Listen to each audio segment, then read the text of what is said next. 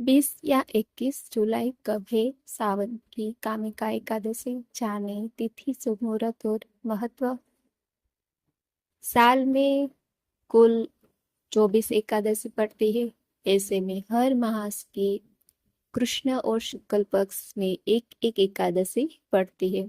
इन सभी एकादशियों का अपना अपना महत्व है। ऐसे ही श्रावण मास के कृष्ण पक्ष में पड़ने वाली एकादशी को कामिका एकादशी का व्रत रखा जाता है। इस दिन भगवान विष्णु और माता लक्ष्मी की पूजा करना शुभ माना जाता है।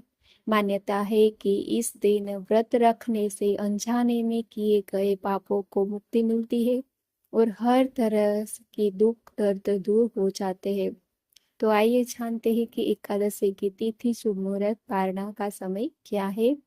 श्रावण मास के कृष्ण पक्ष की एकादशी आरंभ 20 जुलाई को दोपहर 12:12 से श्रावण मास के कृष्ण पक्ष की एकादशी समाप्त 21 जुलाई को सुबह 9:38 पर समाप्त होगी। कामिका एकादशी 2025 तिथि 21 जुलाई को सोमवार कामिका एकादशी का मनाई जाएगी। उसका पारणा का समय 22 जुलाई को सुबह 5:37 से 7:05 तक रहेगा। श्रावण मास में पड़ने वाली इस एकादशी का विशेष महत्व है। देवशयनी एकादशी के बाद ये पहली एकादशी होती है जब भगवान विष्णु की पूजा उस समय की जाएगी जब वह योग निद्रा में होंगे। सावन में पड़ने वाली एकादशी कामिका एकादशी के दिन भगवान विष्णु की पूजा करने से जातकों को हर एक दुख दर्द से निजात मिल जाती है और सुख समृद्धि की प्राप्ति होती है। इसके साथ ही अनजाने में किए गए पापों से मुक्ति मिल जाती है।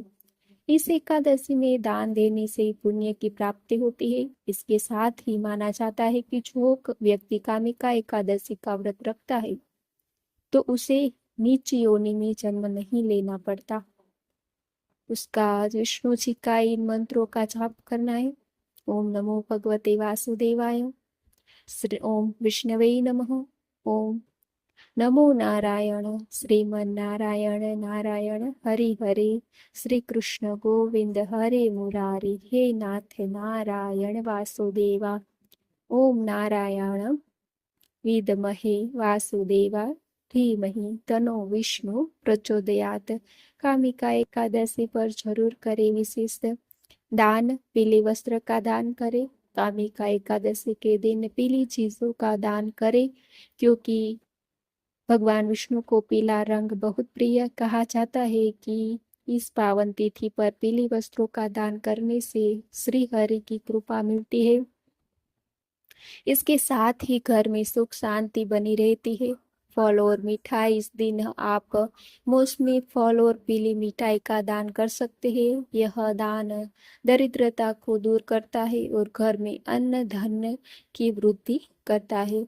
अन्न अनाज का दान महादान माना जाता है। कामिका एकादशी पर चावल, दाल, गेहूं या अन्य अनाजों का दान करने से घर में कभी अन्न की कमी नहीं होती। भगवान विष्णु की कृपा मिलती है। खासकर इस दिन चावल का दान बहुत शुभ माना जाता है क्योंकि इसे अक्षय फलदायी माना जाता है। तिल का दान पितरों की शांति के लिए बहुत खास माना गया है। कामिका एकादशी पर काले या सफेद तिल का दान करने से पितरों को मोक्ष मिलता है और उनकी आत्मा को शांति मिलती है। साथ ही इससे सभी पापों का नाश होता है। घी और दही, कामिका एकादशी पर शुद्ध घी का दान भी बहुत अच्छा माना गया है। कहा जाता है कि इसका दान करने से अच्छे स्वास्थ्य और समृद्धि का प्राप्ति होती है।